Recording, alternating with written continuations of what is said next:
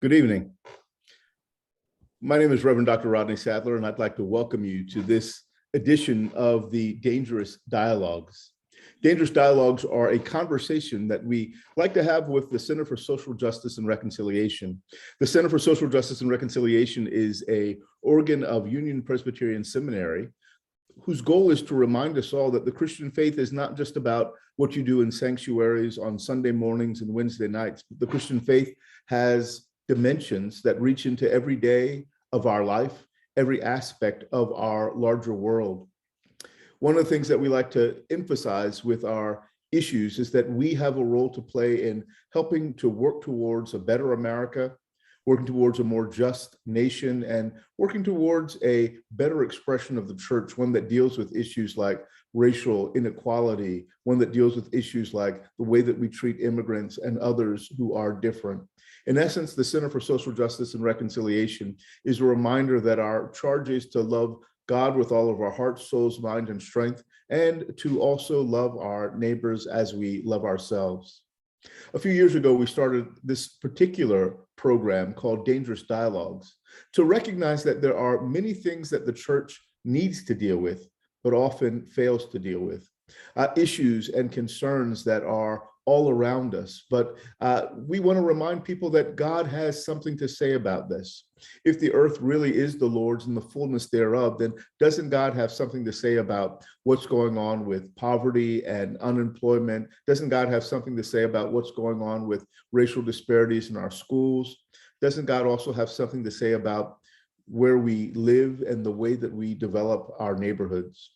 That's the point of our conversation tonight, our trespasses, white churches and the making and taking of neighborhoods.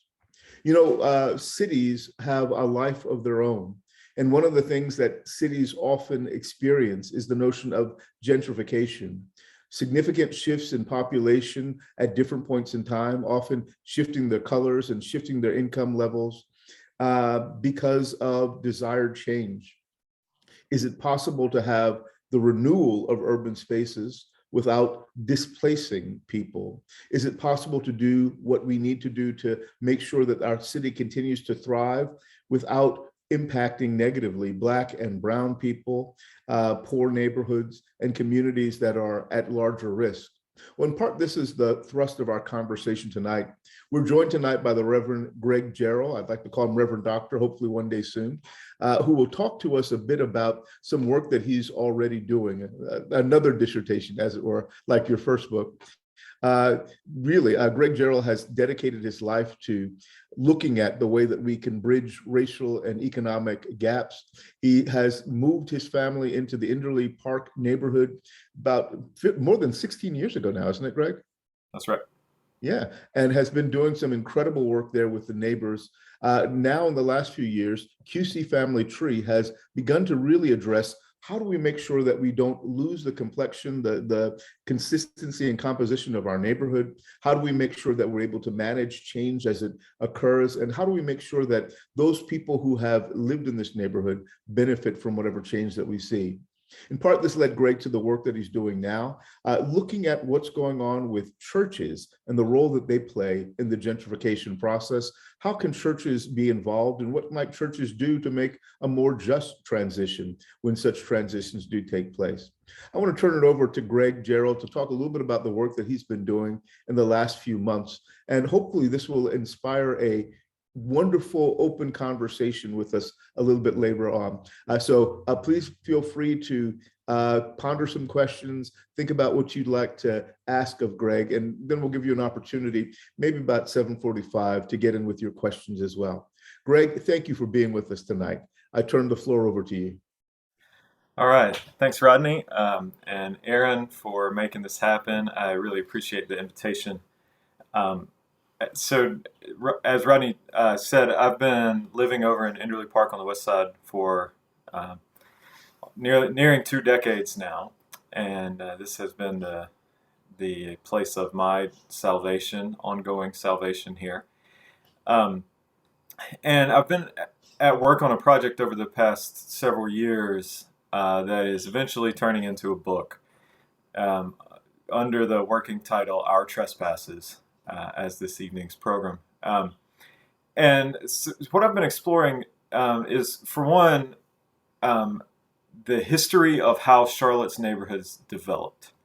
How did the spaces that we occupy come to be in the way that they are? But as I've dug into those stories, I've tried to think not just in terms of like what happened, but what were the stories that people were telling themselves as these things were happening. So to think theologically about the sequence of events that has taken place. I do want to say that I am a white man, white cis het man, living in a poor black neighborhood. And so part of this project, I guess, some of the personal stuff that goes in it that I want to own from up front is that I'm a part of all of this. So I'm not pointing fingers at other people because those same fingers are pointing back at me. So I've got a role in this as well, and I'm trying to learn how to reckon with that, both individually, but then to work systemically to make some changes. So this all started a couple of years ago. A friend of mine named Reynard Wright and I were leading some tours. Reynard grew up in the Brooklyn neighborhood, the former Second Ward neighborhood downtown, and we were leading tours that were sort of built around the very idea of how Charlotte came to look the way that it looks. How did our physical environment come to be? And so Reynard, having grown up in that environment, would sort of give us the details. He would paint a picture for us. This is what it was like to grow up in the Brooklyn neighborhood. And then my job on the tour was to sort of paint the policy picture nationally at a state level. So here are the political players. Here are the policies that made what Reynard experienced in his own life, in his own household, in his own body and mind and heart. Here's what made all that happen. And so I was learning, trying to learn as many facts and figures as I could.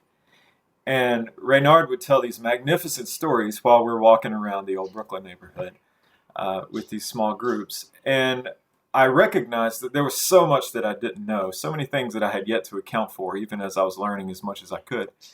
And it struck me one day, as an old former Southern Baptist kid, that one of the things I had yet to account for in that space was the presence of First Baptist Church at the corner of 3rd Street and South Davidson Street. And so, as I'm sort of prone to do, I decided it was time to hit the stacks. Let's see what we can learn about this. Let's see, what are the stories that are out there that would help to explain this. And First Baptist makes a splendid symbol for an area that was a thriving black neighborhood that was then taken by this federal process program called Urban Renewal, and now is the home to a government quarter where almost all of the buildings there are public buildings, with the exception of this Southern Baptist Church, now on this kind of occupied territory. So a really splendid symbol, not just for an old Southern Baptist kid like myself, former Southern Baptist kid, but also for us as Christians, as white Christians in particular. So I've got a few slides, if you'll give me just a second while I get transitioned here. I want to just talk to you, sort of give you a few stories that are looking to unpack how this came to be in our space, and what I think theologically, to start pulling apart some strands. What are the stories that have comprised this, that have made it possible, so that we can begin reckoning with those stories? So, a quick overview. Well, all right, I'm going to try this one more time. The slide is not advancing. Let's see here.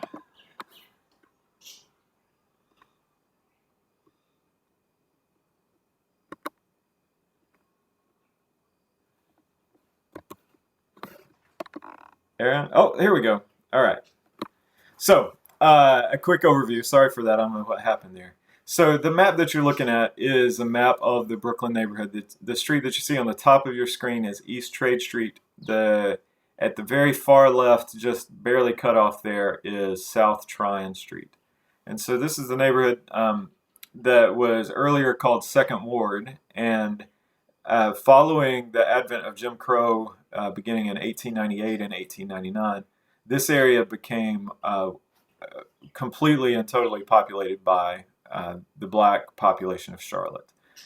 There were other black neighborhoods and areas in town, but Brooklyn was perhaps the most culturally and economically significant of those. So next month we're gonna sort of explore some other pieces of this with some other panelists along with me. What I want to tell you about this right now is that Urban Renewal was a federal program that paid for 75% of the cost of cities to do so-called slum clearance projects. Of course, calling anything a slum is sort of a contest of language. What is a one person's slum is another person's home, and so there's actually a lot of history about how even that language was settled on, how it became possible to call an area a slum. Brooklyn was quite economically diverse. It was populated by more than 1,000 black families in 1960. When the Urban Renewal Project started, there were more than 200 businesses, there were 12 churches, there were countless other institutions, and all manner of intangible goods, things that can't really be accounted for. The federal government, with the Housing Act of 1949 and then again in 1954, set aside huge amounts of money that eventually went to more than 200 cities for these so-called renewal projects. And the idea was to create public works projects in areas that had dilapidated or derelict conditions. Lots of the story gets left out, including who gets to define what's a slum and what's not, but also why some areas began to have dilapidated conditions or not. And there's a long story that involves Jim Crow, that involves New Deal policies that basically placed a siege around black neighborhoods all across the country. The effect of that siege was that there was a ceiling. People who lived in neighborhoods like Brooklyn were able to do remarkable things within the limitations that were placed upon them. But simply put, capital didn't flow from the outside. It flowed all around the city. The only way you could make it work inside a neighborhood like this one was to recycle money over and over and over. And so the ceiling was somewhat limited. People did the best they could with that. So the city of Charlotte was absolutely ready to take some free federal money in exchange for taking over some land that they'd been thinking about for a long time, perhaps as far back as 1912, according to the newspaper archives. And so they accepted this money and identified originally two other neighborhoods that they were going to raze, R-A-Z-E, to tear down. And in 1950, that plan eventually got cast down. It got reworked with the advent of taking this Brooklyn neighborhood and destroying 238 acres of it, displacing those families, those businesses, those churches, those other institutions in the process. So those are sort of the basic facts. And here's what they wanted. This was the plan. So there are lots and lots of pictures. I'll show you a few the next time of a vibrant urban neighborhood, a very dense setting, lots of different uses. And this was the plan that the planners kind of came up with. So this is a government quarter that's kind of built in the City Beautiful movement. So large, somewhat tall concrete buildings set in the midst of a park-like atmosphere. That is, in fact, what we got. And of course, one of the negatives of that is that if you go to Second Ward nowadays, past about 6 p.m., you're not likely to see very many people. So it really sucked the vitality out of that urban neighborhood by creating simply a bunch of government offices. The plans in the Redevelopment Commission's archives included auctioning off lots of different parcels, building what is now Interstate 277. There were convention center. They were thinking about hotel sites, big tall hotels, right? They wanted all this vibrancy. And so they started to sell off some of that land in hopes of creating that. And they sold 2 big lots. And they got 2 bids in 1964 for those 2 big lots. Anticipating all this interest in redeveloping downtown, they put up two parcels for auction, and they got 2 bids. And both of those bids came from car dealerships, one a Dodge dealership, one a Ford dealership. The most classically suburban use possible in the United States. A car dealership is functionally an enormous parking lot. And so these 238 acres and all the thriving that was happening in them were destroyed for land that now no one who could afford to buy it wanted anymore. So as I'm digging around in the archives, this is kind of what I'm looking for. Here's one of the famous pictures from this time. So you see there's a little inset there of Grace AME Zion Church on Brevard Street, of the home of J.T. Williams next to it, of the Mecklenburg Investment Company sort of in the farthest reaches. And there's this guy on a bulldozer who is blowing some of this stuff over. All right. So part of what I wanted to know is, like, who is this guy? How did this come to be? And then here's another picture. So this is the first demolition that happened. It happened at 310 South Davidson Street, which is on the current property of First Baptist Church. And the guy on the left is Mayor Stan Brookshire. Mayor Brookshire was a member of Myers Park United Methodist. It's a little bit hard to see, but there's a guy over on the right. His name is Elmer Rouser. Mr. Rouser was a member of Christ Episcopal Church over on Providence Road. The guy on the bulldozer, his name was Raymond King. He was a Presbyterian. And so as I started kind of digging through, trying to learn how did this happen, it struck me that there's a deeper question. What are the stories that are being told in our churches at this moment that allowed for this to happen, that created the conditions where this seemed almost inevitable that such a thing would come about? And so I just kept digging, and here's one of the artifacts that's still in the archive there. So the question I'm looking at is, what are the stories that people were telling themselves about urban renewal?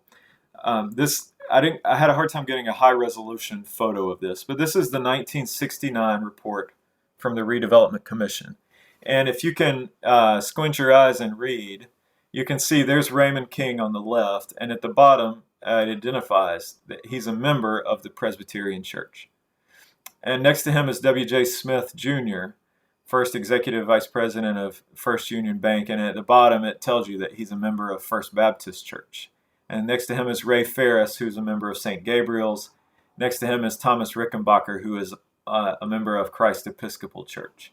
And so this was government communication that was going out, saying, here is your commission, the folks who are doing this for you. And you can trust them because they are good churchmen, right? They are Christians. And their Christianity did not stop them, did not put them in the way of the bulldozers. In fact, it may have encouraged them to get it may have encouraged Ray King to get onto the seat of the bulldozer. And so I want to introduce you to a few folks who play a significant role in this. And lots and lots of people and lots of congregations are implicated. So I'm going to talk a bit about First Baptist later on. But this ain't about just First Baptist Church. This is about all of us. So here's a gentleman named Mark Mcneill. Mark Mcneill was a member at Myers Park Baptist. One of the interesting chapters of this history that's never, that I've not seen documented anywhere, is that there was a group called the Citizens Advisory Committee on Urban Renewal. It was a federally required committee. So if you're going to get the money from the feds, if they're going to give you this money, you got to fulfill some requirements. You got to have a certain level of planning. You got to have a certain level of expertise. You got to have a certain level of financial accountability. And you have to have a committee to form what they called a workable plan. And when you boil it all down, basically this was a PR committee. What their job to do was to sell the project to the city at large. And so the Mayor Brookshire was the mayor at this time, Stan Brookshire, and the committee had gotten started before he took office, and it had not done well, and there was a lot of fuss. So there was a long history of resistance, and an interesting history of resistance to these renewal projects. They, of course, came from the Black community, who said that for decades they had been requesting improvements to the basic infrastructure of their neighborhoods, Brooklyn and others, and had created plans to make that happen. Kelly Alexander Sr. had a 10-point plan that he had introduced in 1950 for the repair of Black neighborhoods all over town. When the Urban Renewal Project came along in 1960, though, you not only got Black resistance, but you got resistance from white neighborhoods. There was a man by the name of Martin Waters who stood up in front of City Council when they were taking a key vote and said, this project cannot go. And I've got 3 important reasons that this project cannot go, and here they are. The first reason is that this is a gross violation of property rights. In the United States, we take property rights to be sacred. They cannot be trod upon. We own the titles to this land, and you cannot take it from us. The second reason that urban renewal is a bad idea is that you're not going to get all the money that you're claiming that you're going to get. At the end of the day, this is going to be way more expensive for the city than what the Redevelopment Commission is telling us. And thirdly, he says, there are a lot of little ladies, elderly ladies, across town whose sole income is derived from the rental of low rent housing. And they will never be able to make the same profit margins if they reinvest their money elsewhere. That was a fancy way of saying slumlording is profitable. And so there's significant white resistance to urban renewal because there was a lot of derelict housing made derelict by white landlords who did not take care of their properties because it was more profitable not to put any money into the properties.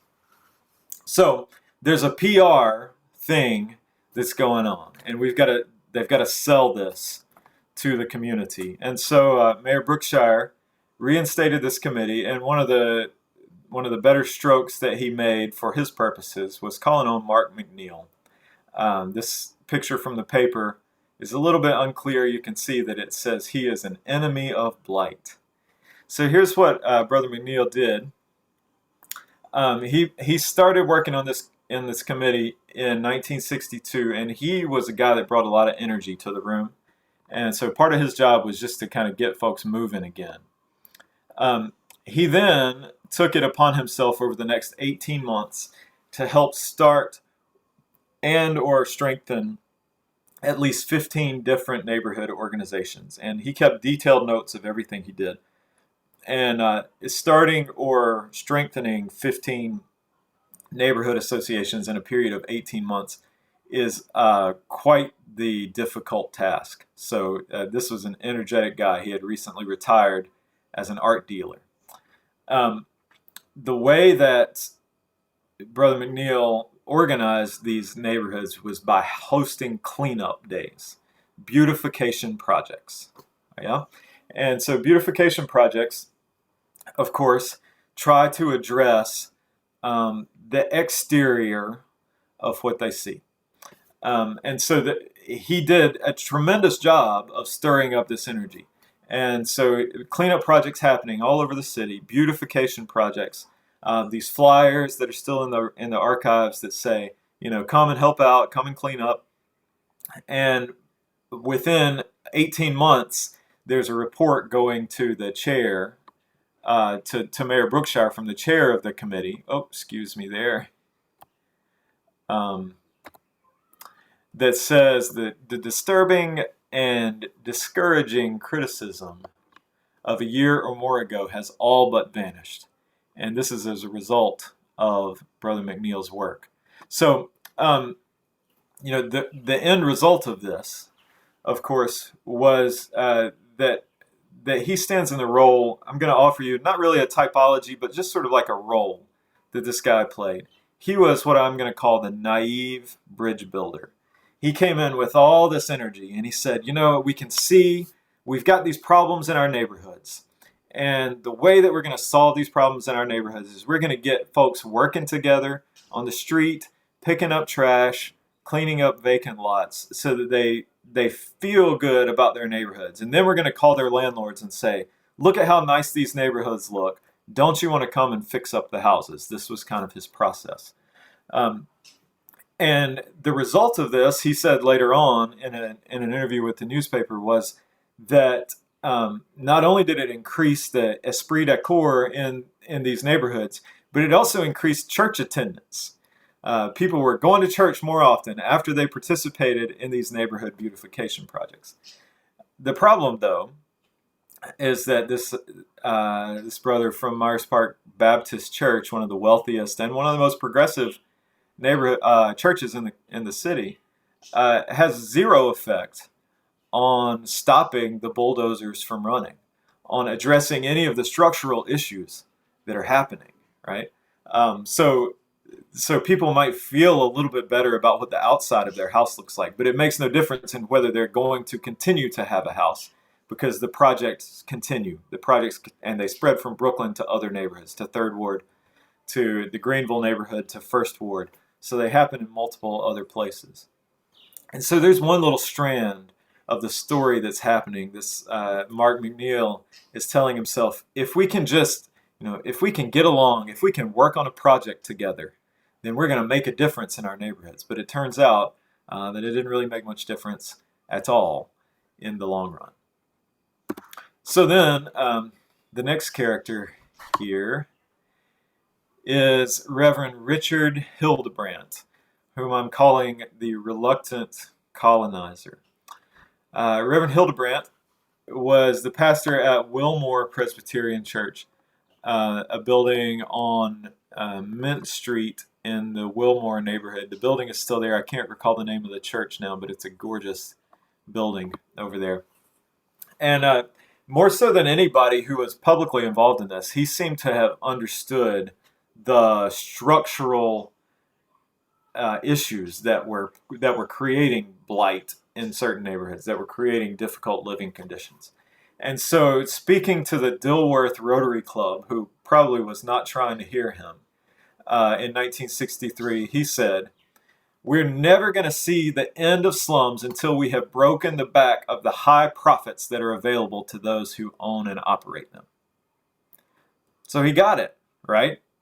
Or he at least seemed to get it, that the bad living conditions that had come about in the places where there were legitimately derelict housing, difficult living conditions, had come about not because poor people are inherently unable to take care of things, but because it was profitable to keep the places in bad condition. And so he saw that and he spoke to it. And he took some heat for that, being called a communist and a Marxist and a socialist in the newspaper, and having to sort of argue with folks, which he seemed to relish doing. But at the same time, he joined this committee, the Citizens Advisory Committee on Urban Renewal, and he gave a bunch of speeches and he left a bunch of notes around that are pretty interesting. And so he gave this one speech at Dilworth Methodist Church over on the East Boulevard.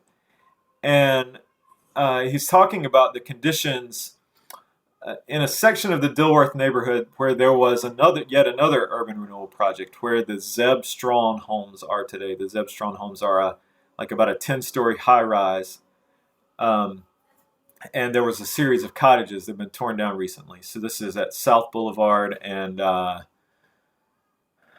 don't recall, Rensselaer, maybe near Moorhead Street, behind the Dowd Y is where it is.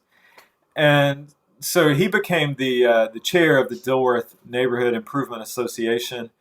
And at one of those speeches, he says that neglect in some areas is particularly noted among that front porch sitting, undershirt clad, beer drinking, dirty element that has moved in as purposelessly as they will move out. And so his plan was this: that we've got to,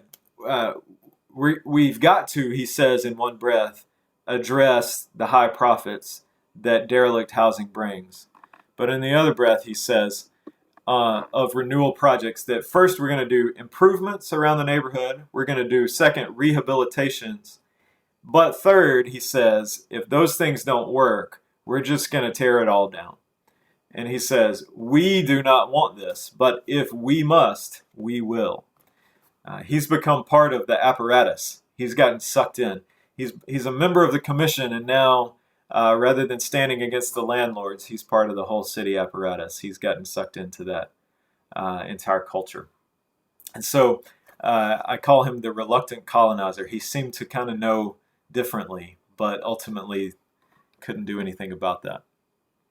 Then over at First Baptist Church, I'm going to turn my attention there for a minute. Over at First Baptist Church, there was a big argument going on for a number of years, beginning in 1957. The argument was, where are we going to go? We've got this beautiful building on North Tryon Street, but it's in bad shape. We don't know that we're going to keep it up. And this is the period where white flight is beginning. Folks are moving to the suburbs. White people are moving to the suburbs. They're especially going kind of south and southeast in Charlotte. And so a number of their members are moving in that direction.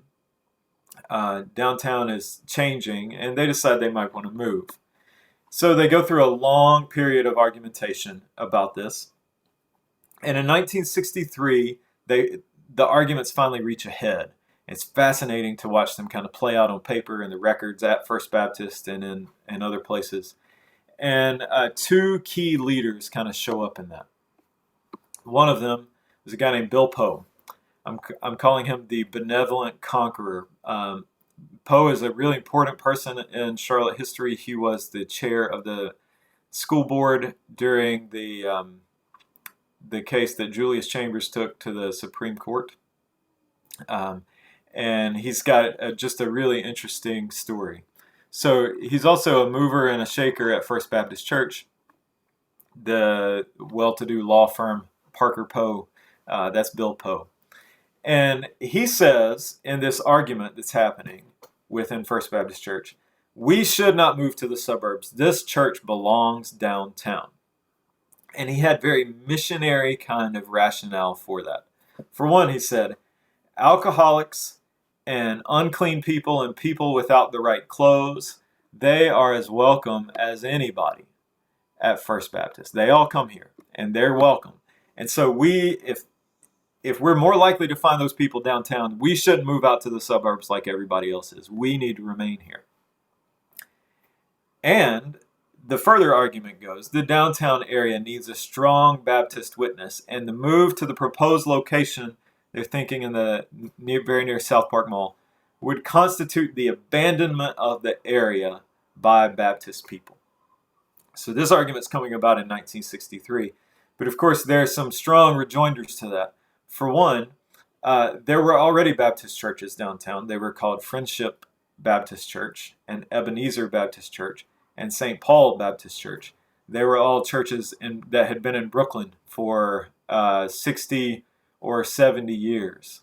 They were black churches, though, and so Bill Poe was not able to see them. This was a guy with a big heart. He was tender and he was compassionate. And he couldn't see what he couldn't see, but he really had this kind of missional motion within him. of course, the results were the same for all the missional component. We were not addressing the structural issues that were creating poverty. We were addressing individual salvation, individual sin, and salvation for individual sin. We were not addressing the society. On the opposite side of him was the guy that I'm calling the middle class Moses. This was the Reverend Carl Bates, who was the pastor at First Baptist from 1959 until about 1975 or so. He was, during a portion of that time, the president of the Southern Baptist Convention, the national group, in 1972 and 73, I believe it was. And so he was quite important nationally and was known as this really strong pulpiteer. He was a good preacher, according to his folks that I've been able to talk to. And so Bates saw things a lot differently than Brother Poe did. And this is what he said about the move to South Park. He says, "I see a place where our young families may bring their little children to Sunday school and church without fear of dangerous streets, where traffic threatens by day and uncertainty lurks at night. I see a place where our children and grandchildren may receive kindergarten training and enjoy their playtime among green leaves and shady trees. I envision a program for our young people where the church may be the center of not only their spiritual life, but their social and recreational life as well." So he's bought into the suburban ideal. What he's describing doesn't sound so much like Christianity to me as it sounds like Ozzie and Harriet. This is like, this is TV sitcom kind of land that he's imagining that they're moving to. And so he appeals to providence. This is his theological move. He says, "It's my belief, my wholehearted belief, that God has saved the 16 acres on Runnymede Lane for First Baptist Church to build on to God's glory." And separately, they didn't speak to social issues there very often, unless they had to do with alcohol. And so he said, segregation is not right, but sin is the problem. And the alcohol curse is as damning as anything else. And so he's going to, like Moses, he's going to lead his people to this land flowing with milk and honey that they were beginning to call South Park down there. And so these are some of the characters and sort of the storylines. And the thing about these storylines is that they sound real familiar. Like it's not hard to pull some strands from these and to begin to think of how they sound familiar, how they still get played out in our culture and in the way we build our neighborhoods today. So in 1963, they had this big argument, and Bill Poe won the argument. They had a vote with 1,000 people present in the sanctuary, and the picture you're looking at right now is the former sanctuary of First Baptist. It's now called Spirit Square. You might have been to a concert there. So they had a vote. 1,000 people showed up on Sunday morning. They canceled worship so that they could have this business meeting. And the business meeting went on for 3 hours. The babies that were in the room ate and took a nap and woke up hungry again before the business meeting was over. So it went on and on. And when they finally took the vote, they took it by standing. And let's see, it went 65 to 35. So 350 people stood up to say, we're moving to South Park. And 650 people stood up to say, we're staying right here. And so that's what they did. But they still weren't satisfied with their building. They still wanted to move on elsewhere. And so about 18 months later, things sort of came into their purview. The city offered them a lot to move on to, where they currently are at 3rd and Davidson, 9 acres. Priced at such a price by having such a large lot, that was one way of maintaining the racial segregation.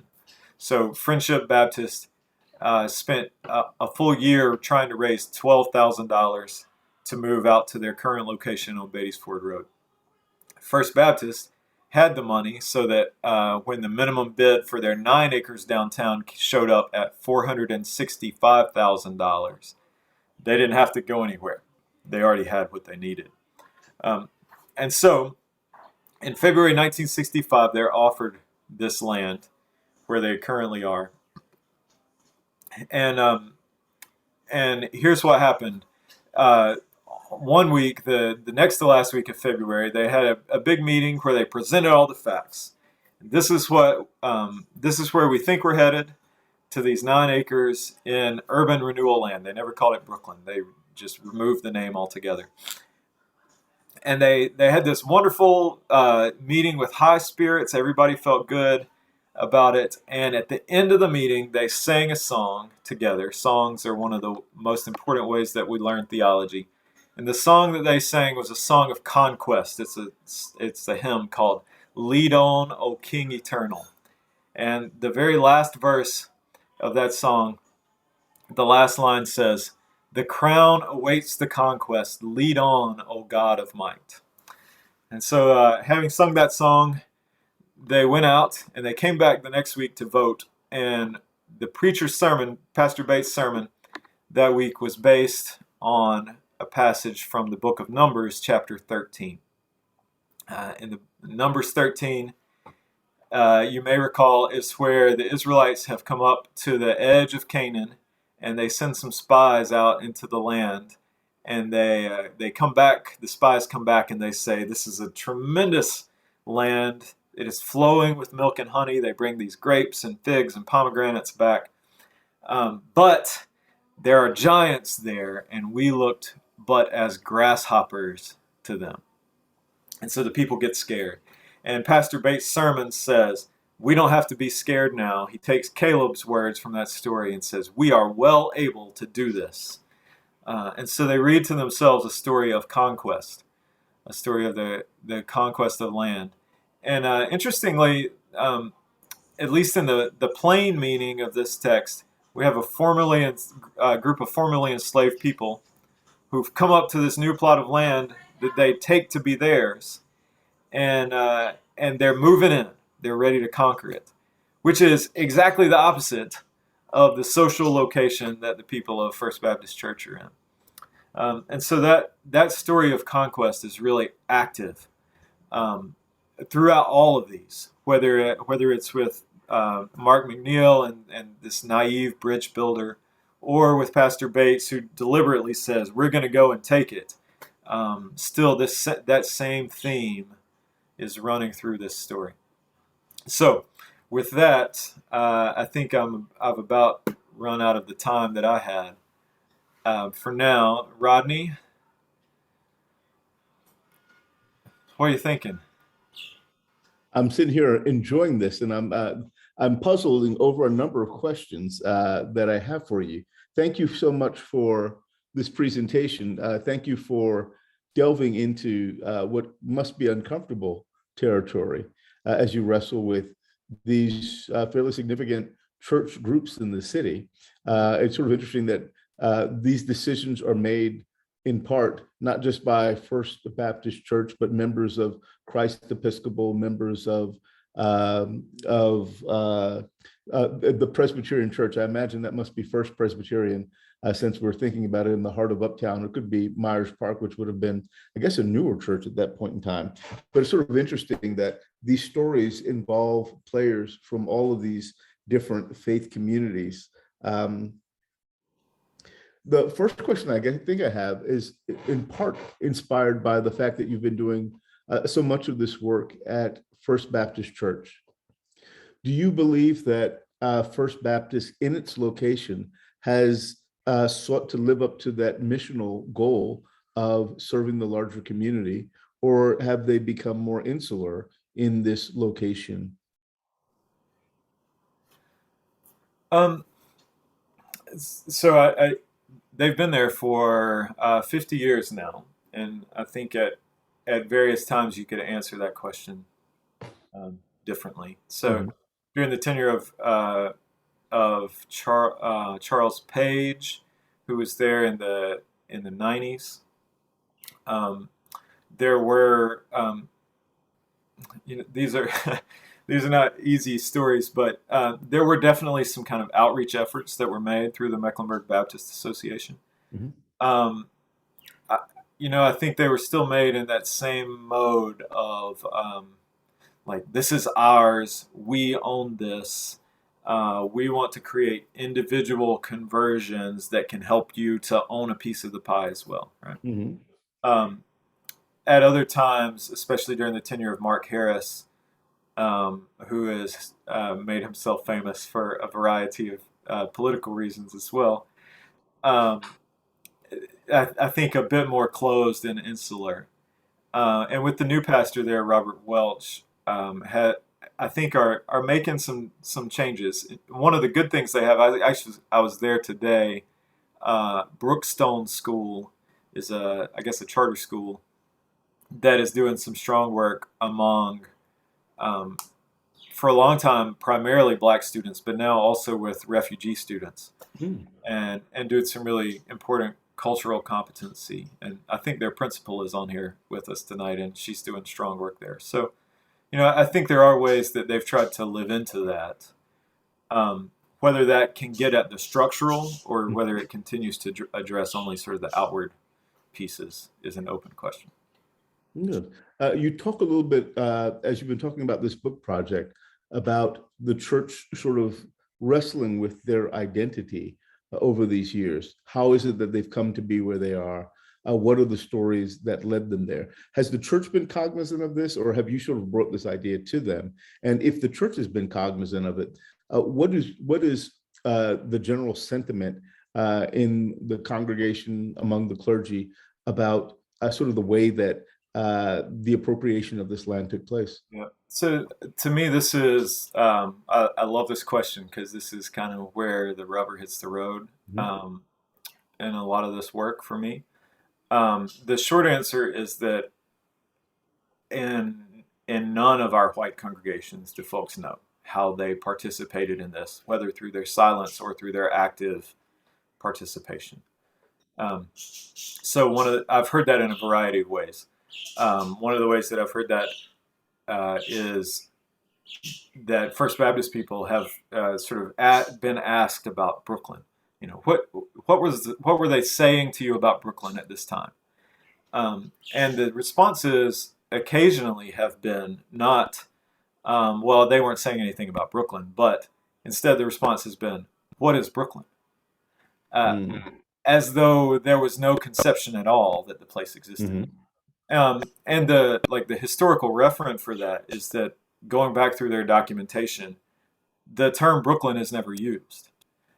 It's only called urban redevelopment land. So, people who think post-colonial theorists will tell you that renaming is an important part of conquest. If you're trying to conquer an area, you rename it. Um, and so that has been part of what's happened. And the result of that now is that people legitimately don't know.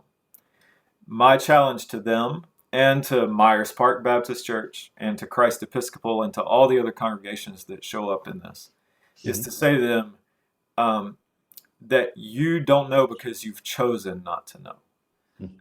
Uh, you drive through this area, you walk through this area, you know exactly where this is. You could know if you wanted to know, but instead, what our churches have done is to create this sense of innocence.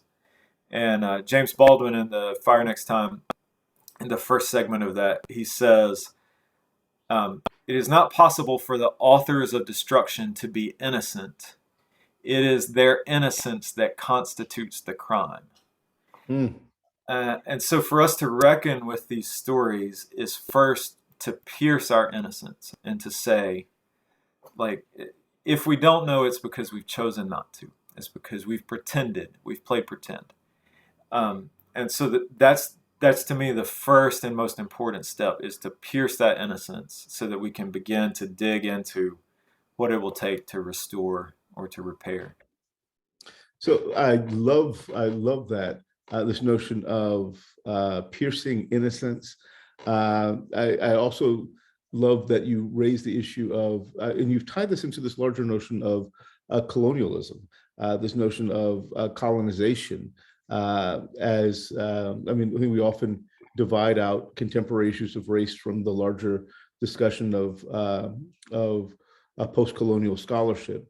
As you're looking at this issue, one of the things that puzzles me is these people are, in theory, quite moral people who are shaped in these congregations that are forming them as moral beings. How is it that the dispossession of people from land becomes an amoral consideration, that there's not a moral consequence associated with it?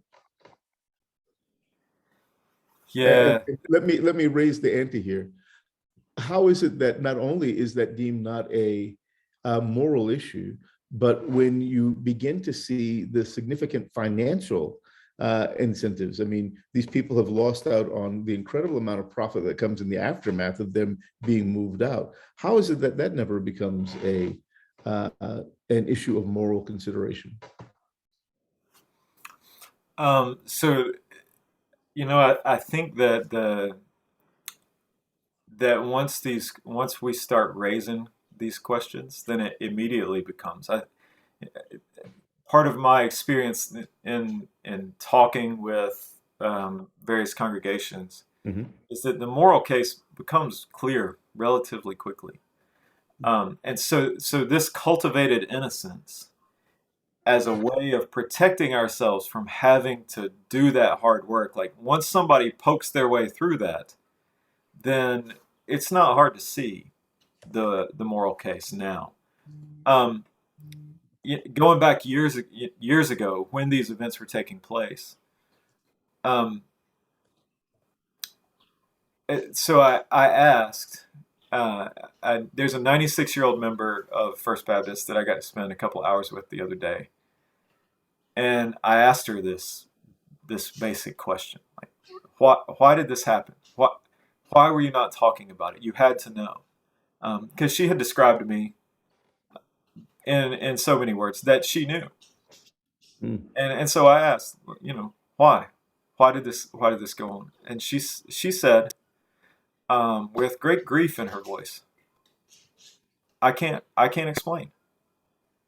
It's just that nobody said anything. And if someone had said something, I would have listened.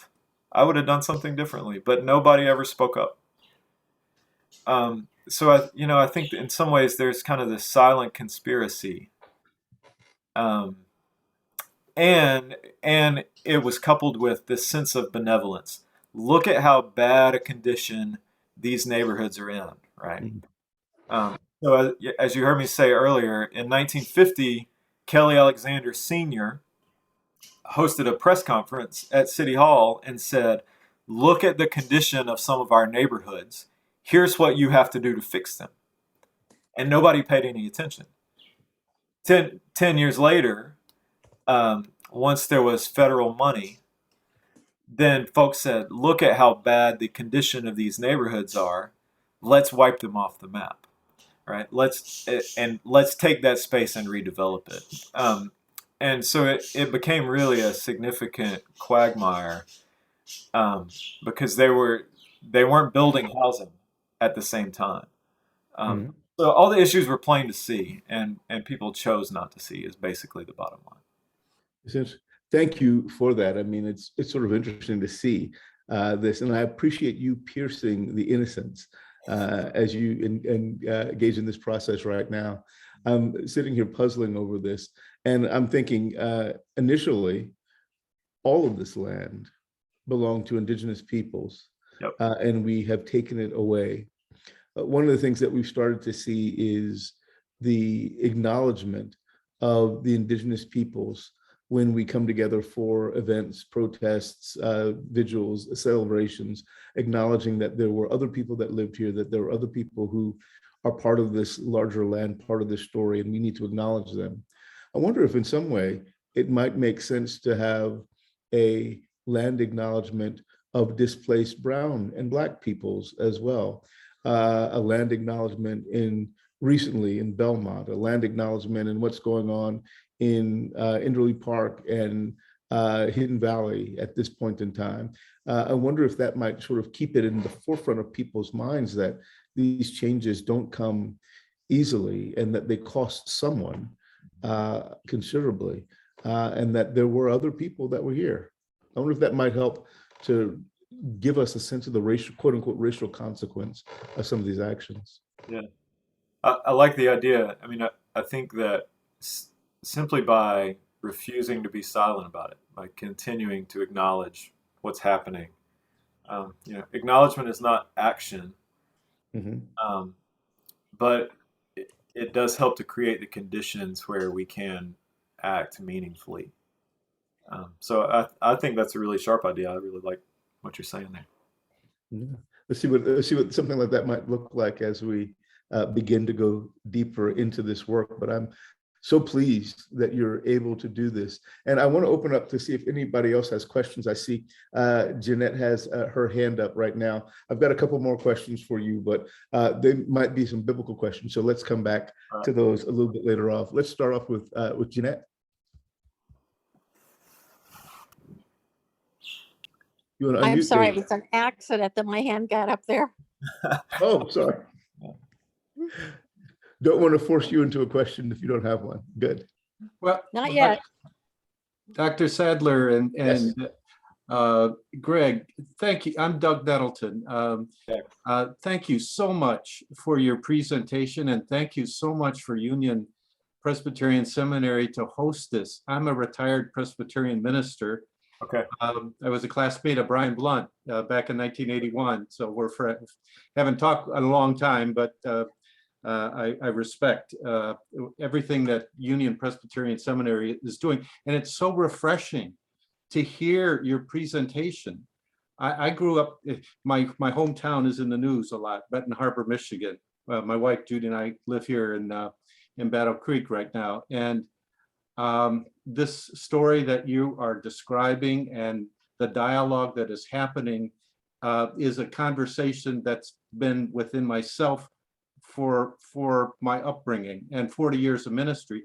But this is a time when the story is being fleshed out.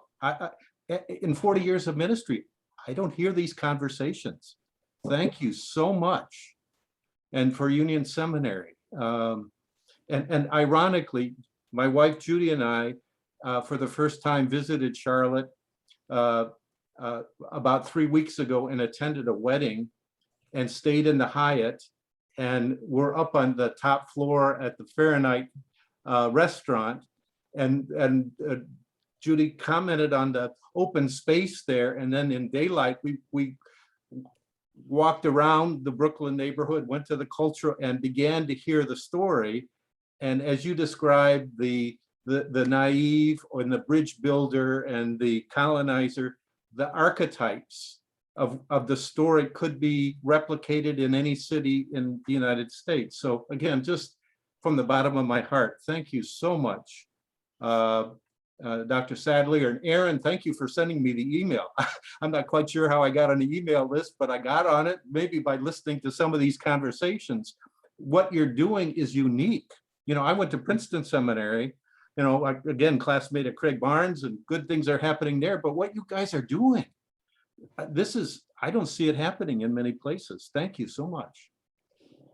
Well, thank you so much, Doug. I appreciate that vote of confidence, and we want to continue to do these kinds of programs and bring you wonderful people like Reverend Greg Jarrell, who's doing groundbreaking work looking at issues of race and things like this. So grateful for this opportunity to do so. And of course, I have to applaud your classmate. Brian Blunt has made the space where this is possible and helped us to think theologically and biblically about some of these concerns that we often overlook in our Christian walk, often to our own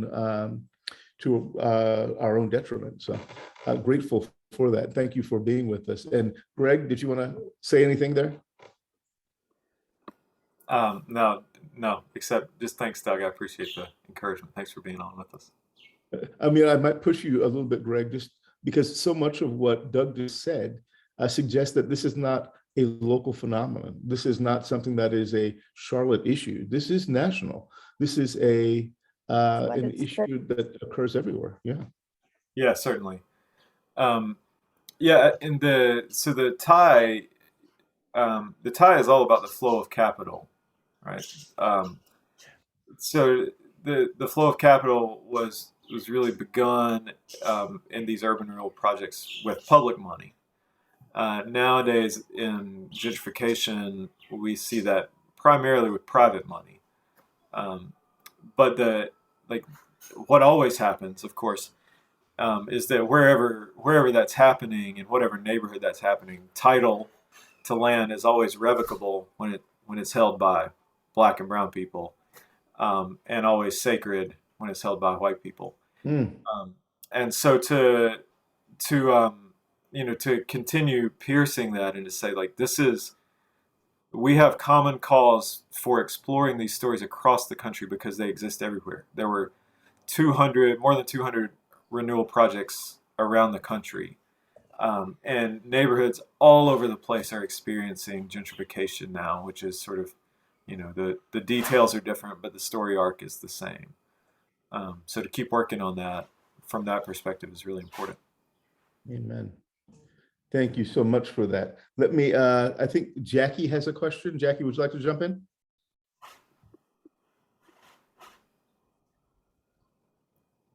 Hi, I just typed in a couple questions, and they are, how do you think this understanding of the story can or will lead to repair in this community? What the next steps are with your work? And then also, how do we invest in these communities and make sure that state housing is staying affordable and that people are not displaced? Amen. That is the $1,000,000 question that she asked second there. But do you want to handle those questions there, Greg? Sure. I think with this specific work, and let me glance back at the way you said it. So part of the reason I've become so entranced with this story is that I just think it maps the details of this particular event and the way that it took place in Charlotte map onto our culture at large really well. And these characters, who I'm sure were all delightful individual humans, really look like characters that I see along Tuckasegee Road, where I live on the regular. And in fact, I am those characters in various ways.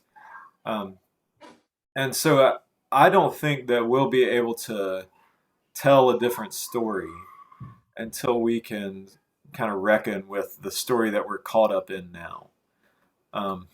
So we have to have some cultural change along with the material kind of repair that's necessary. So that's what I hope will happen with this, in some small way, or maybe even in some big way, who knows. As far as keeping things affordable, we've turned housing into a commodity. We've turned land into a commodity. And so there's some theorists out there that I find relatively convincing that say, like, we don't have an affordable housing crisis. We just have housing under capitalism. This is what housing under capitalism looks like. And I think the evidence is on their side. And so to intervene in the way that markets work, like, people intervene in the way that markets work all the time. It's just that it happens on behalf of the rich. It doesn't happen on behalf of the dispossessed. And so we're going to have to make some massive interventions in the way that housing works. And we're going to need people to do it like on a small scale, in cooperatives and in community land trusts and other kind of small scale projects. But we also going to have to think big about the ways that our housing policies, the ways that our cities are structured, and so on. And so, as a little bit of a history buff, I guess, I think that uncovering how this has happened in the past tells us how it's also happening now, so that we can intervene in that. Amen. Thank you for that. And we've got a question from Evan. Evan, do you want to jump in and ask your question? Yeah, if I could poke the innocence bubble just a little bit more, all the policies you mentioned around Brooklyn and the auctions of land, of using minimum lot sizes to exclude folks at a price ceiling, those all apply to similar policy changes happening at the same time in neighborhoods across the city for single family housing. Yep. And so how do you expand this one case study of Brooklyn neighborhood and urban renewal with the land, with home ownership in Charlotte and with zoning in Charlotte, that I think also really hits home to the vast majority of people who live in the community? Yeah, that's a really good question. We're in this moment right now with the 2040 plan and the Unified Development Ordinance that's coming out around that, where we have a chance to make some different decisions. And I mean, these are incremental reform decisions. They're not turning tables over, but they can be helpful. So like you mentioned, minimum lot sizes are one artificial policy.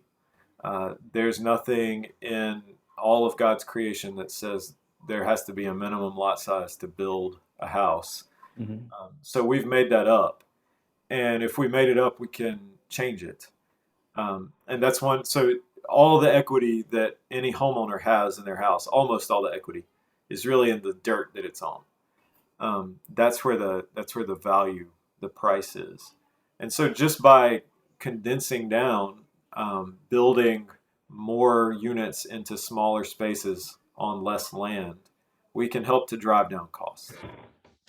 So interventions like that, I think, can make an important incremental difference. And those are structural decisions. They're about the way that we're choosing to build our housing economy, to build our neighborhood shapes. Charlotte's at a real disadvantage because we have so much single family housing. We have such a suburban scale that we're built on. So we're not very dense, and that's going to make it a lot harder to get out from under some of the housing issues that we have. Thank you so much, Evan. And thank you, Greg, for wrestling with that as well. I've been puzzling over something, and I don't quite know how to put it to words. So when I think about churches that move, white churches that move, in this instance, you tell the story of a white church that moved from one space to another space, larger space, that was habited by 12 other Black churches in whole and part. So often we hear the story of white churches moving, like the other potential decision to move to South Park, right, to move away, sort of white flight kinds of things. Then we also hear of churches that are older white churches that tend to be at the brink of dying because they refuse to engage the people in the changing community in which they live. When Blacks move into the neighborhood, they refuse to open the doors and often either let the church die or move it as opposed to do that. How much of church movement has a racial dimension to this? How much do the stories of church migration have sort of this racial dimension, whether it's segregationist or desire, or the sense of possession of other people's land? What would you say to that? Yeah. I think that's a really sharp question. I mean, I think that race is always on the table, right? There's never a moment where we can assume that race is not involved. So in just kind of reviewing in my head, I mean, all of our churches really grew up around neighborhoods, even the oldest ones in the middle of town that are now, that don't have a lot of people living close by. They used to. Churches used to be part of neighborhood building projects. And if you think about, like if you go to cities in Europe, churches are often, or if you go up north, churches are often kind of at the town square. and so the migration of churches is often about how people are moving within the city. And, because our churches are so segregated, then it is about race. In fact, one of the arguments that comes up at First Baptist on the side that Pastor Bates was on is that those folks are saying the center of town is moving. It's not at Trade and Tryon anymore. It's headed south. It's headed to South Park. They didn't call it South Park then. But they said this is the new town center. And that's where we need to be, where the center of population is. Of course, they've got their racial blinders on. That wasn't the center of the population. That was the center of the white population. But I do think that's a sharp question, Rodney, that like church migration is always going to have race impacts. And like what we see with gentrification now, the cartoon stereotype that has some truth to it is that there's like the hipster pastor that, with his little like waxed handlebar mustache or whatever and his flannel shirt. And they move into the warehouse in sort of the rough and tumble neighborhood. And that becomes like an outpost of colonization. So at least on the visible side, there's a structural underside that you don't see unless you track the real estate market. But on the visible side, churches are often the leading edge of gentrification. Wow. And so that's another reason that I'm really trying to dive into this story, because this stuff still happens.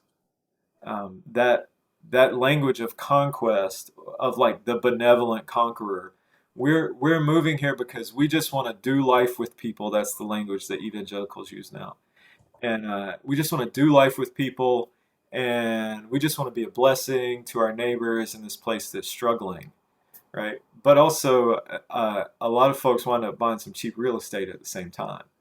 And so those things are just tied together, and we have to start disaggregating them and figuring out what's the story that's really pushing us. How are we reading ourselves into that story in Numbers 13, or in some of the other biblical stories? Thank you. And I wanted to hold off on my question. I'm going to hold off on my question because it has to do with that Numbers 13. You know that. I'm going to talk about that passage and you're reading that. But I got a question from Michael Moore. Michael, do you want to ask your question?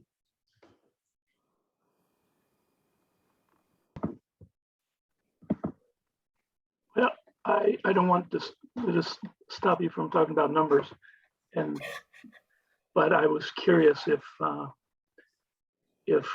Greg has heard any expressions of regret about sticking downtown among people at First Baptist, either in the historical record or in his conversations with people there.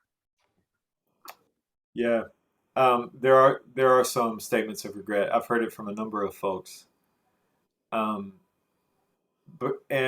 the rationale generally, Mike, by the way, before I say anything else, Michael Moore has, I would have not made it anywhere with this without the assistance of Mike Moore, who has been just an incredible help along the way in digging stuff up. So thank you, sir, here in public for your great kindness.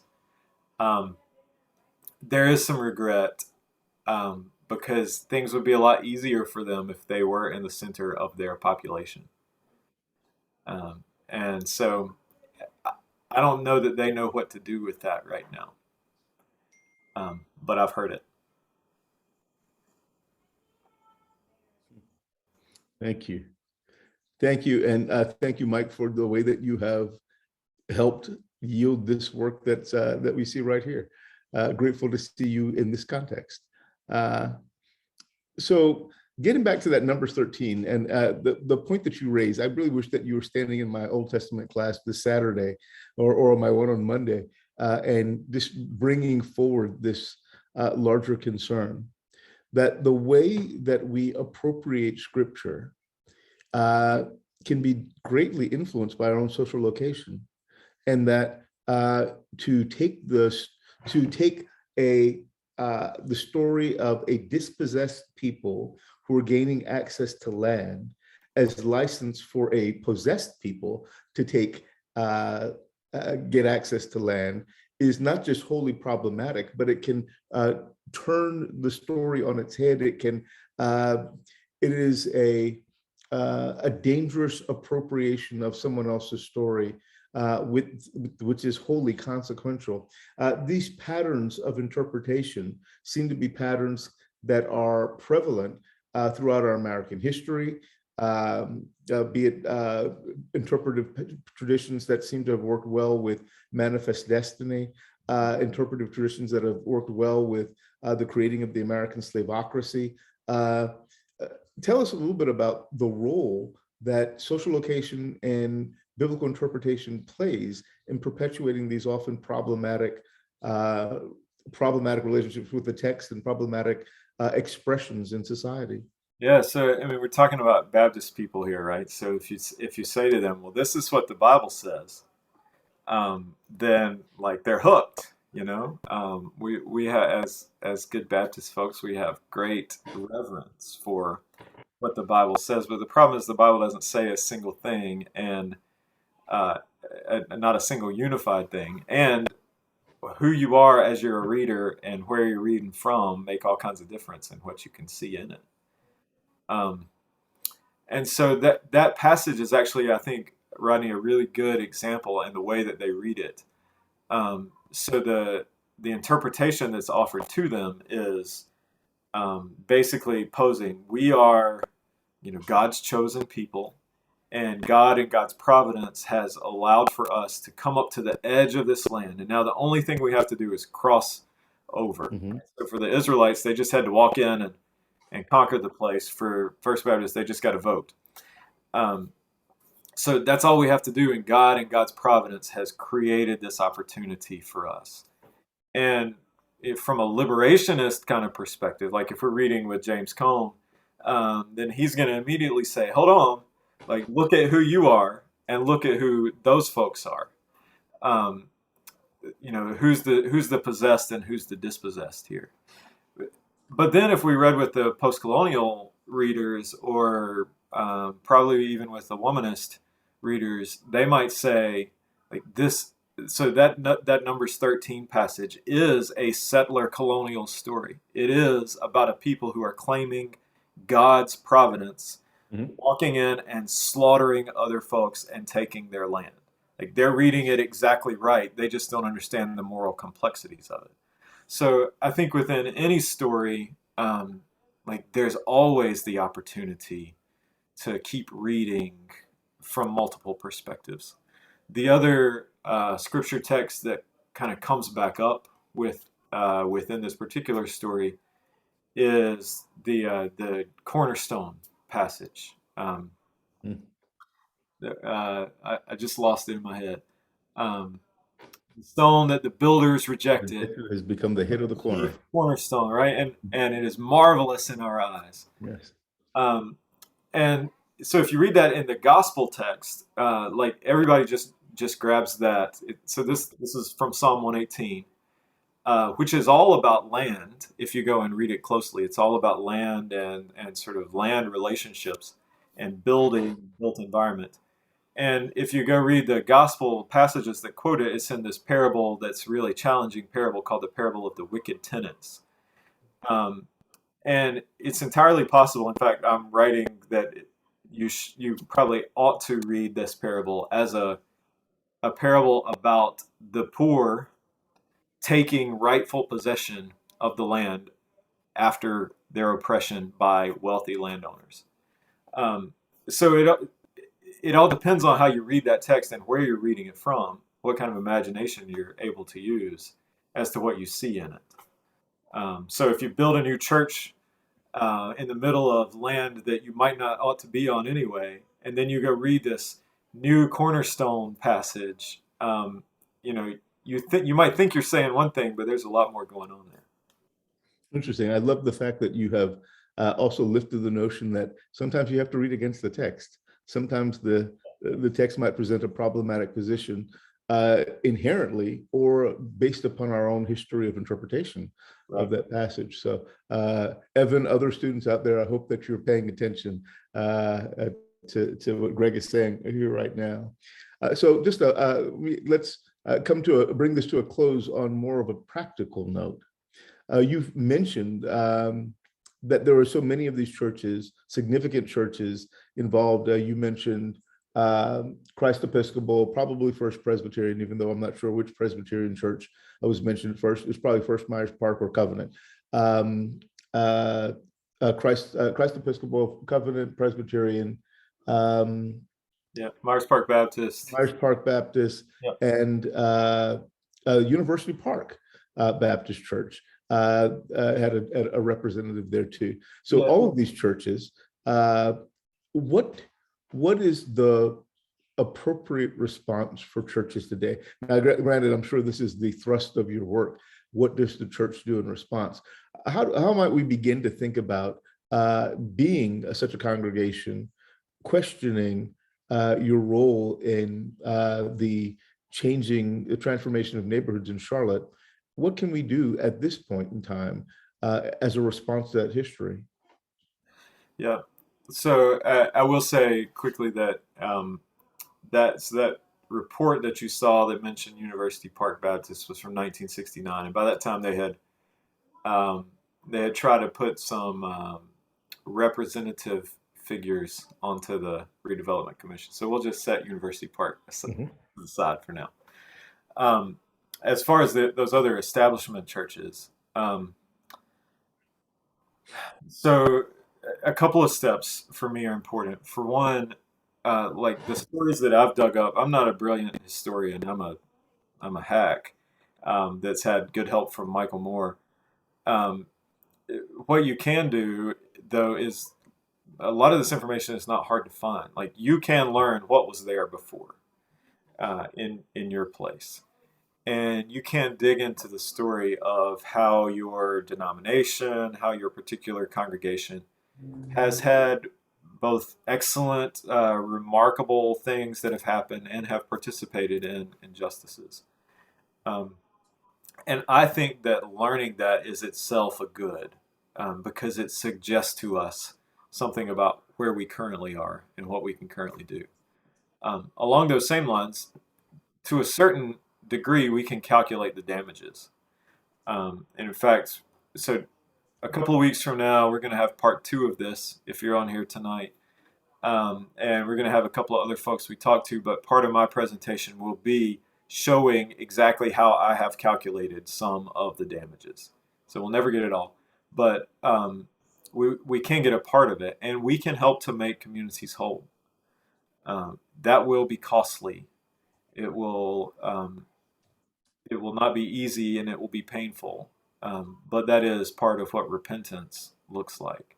And so taking responsibility for the ways that our institutions have been propped up by other people's pain and oppression is a tangible step. And that requires both monetary reparations, but it also requires relational work, so that we're not just writing a check, but really digging in at how we've read ourselves into these stories wrongly, and what kind of repair we have to do within our own souls so that we don't continue perpetuating that kind of damage.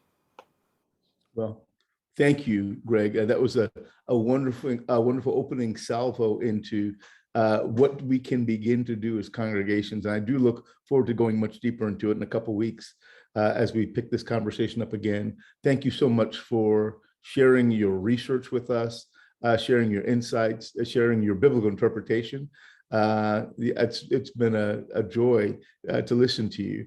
I want you all to know that Greg Jarrell is a busy man. Not only does he and his wife Helms run QC Family Tree and all of the various manifestations and organs of that are in Inderley Park, that are educational, pedagogical, teaching other people about ministry, that are just really involved in making sure that Inderley Park is integral. It stays, I don't want to say it doesn't lose its integrity. That's the best way to say that. And he sits on the boards of any number of groups that deal with housing issues around the city, works with any number of groups wrestling with a number of issues, but among them housing. But I also want to put a plug out there. Greg Jarrell is also the co-chair of the Housing Committee for the Reimagining America Project, our Truth, Reconciliation, Atonement Commission here in Charlotte. Greg has been helping to say, what do we need to do to make a more just housing policy in the city? How do we make sure that we are respectful of all people, regardless of their racial, ethnic background or their class identity? And how do we begin to tell the stories of people who have experienced hardship because of their racial identity in maintaining housing, things of that nature. So I'm grateful to you for all of your work, but particularly for the work that you're doing with the Reimagining America Project. You've been there with us from the beginning, and I'm continue to be grateful for you. Oh yeah, and you also are the co-chair of the Charlotte Clergy Coalition for Justice too, in your spare time. In your spare time. So grateful to you for all that you do. And thank you. Look forward to seeing you again in a couple of weeks. All right. Thanks, everybody. Appreciate y'all being here with us. Thank you so much. Aaron is going to put up a couple of slides for us. So we have this next conversation coming up in a couple of weeks. Please pay attention and come back and not just support what Greg is doing, but bring other people to learn from this action that is going on here as we look at gentrification and the role that churches play in it. Next Tuesday, we have a conversation called Womanist Leadership, Reimagining Social Change as part of our Just Talk, Talk Just series, which is done in partnership with the Katie Geneva Cannon Center for Womanist Leadership. We hope that you will join us for this as we will be engaging with three or four major leaders, Tracy Blackman, I believe Diane Moffett, Eustacia Moffett Marshall, as we talk about the roles, changing roles of Black women in church leadership in our country. This will be a fruitful conversation, and you have access to Melanie Jones, who is a gift to us all in this regard as we co-lead this conversation. Also, I want to let you know about a travel seminar we're doing from December 28th to January 5th. The Center for Social Justice and Reconciliation, along with Professor Becky Davis from the Education Department at Union Presbyterian Seminary, and Richard Boyce will be leading a travel seminar called The Civil Rights and Social Justice in the South, The Journey to Freedom, where we'll be visiting Atlanta, Selma, Montgomery, New Orleans, Jackson, Little Rock, Memphis, and Nashville in the course of a splendid week. We hope that you will join us as we learn more about not just the civil rights movement, but the history of African Americans in our nation, the way that African Americans in the church have fought for rights and larger issues of justice. And we also will end this conversation with a study of mass incarceration as a current manifestation of the perpetual slaveocracy in the aftermath of the 13th Amendment as we move into to Nashville, Tennessee, at the end of our trip. So this should be a rich trip. I say a rich trip, but a rather inexpensive trip. I think that for, I believe it's $2,000 a person, $3,000 for a couple. We will be able to give you access to this trip, which is a greatly reduced cost for what such a trip like this usually goes for. And you will have a wonderful opportunity to learn so much. Becky Davis has charted this out with the precision of a master teacher so that every step of the way will be an educational opportunity for you. In addition to this, we have a second travel seminar that will be taking place from February 21st to February 28th, where we're going to be taking a bus that will leave from Charlotte, North Carolina, stop off in Greensboro, where we'll hopefully spend some time with Joyce and Nelson Johnson, spend some time at the Civil Rights Museum in Greensboro that they helped to found, and hear a little bit about the first truth and reconciliation process in this nation that they helped to lead. We'll leave from there, go to Richmond, Virginia, hopefully have some time with President Brian Blunt talking about the racial history of Union Presbyterian Seminary, and then make our trek to Washington, D.C., where we will spend a the better part of a week with Reverend Jimmy Hawkins with the Office for Public Witness, talking about how does the church work for lobbying and for social transformation in our nation's capital. We also will spend some time visiting the African American Historical Museum there, visiting some key monuments, and spending some time getting to know some of the activists, church leaders that we find in this significant city. This will also be a wonderful opportunity for you to learn more about the way that faith influences our public square and get involved in some of this work. Hopefully you'll come back an expert lobbyist from this event. But these are all opportunities available to you. We will have so much more that we are offering as the Center for Social Justice and Reconciliation. We invite you to come back at any given point in time to spend some time with us. Why don't we end tonight with a word of prayer? Lord God, you are great, you are gracious, and we are grateful tonight for the contributions of so many of your people. But I want to lift up Greg Jarrell to you and say thank you for the work that he does. Continue to bless him as he delves down deeper, helps us wrestle with issues of principal concern, helps us to be more faithful in our witness as we pierce the innocence and move closer to an understanding of the role we actually play as people of faith in the midst of this larger world.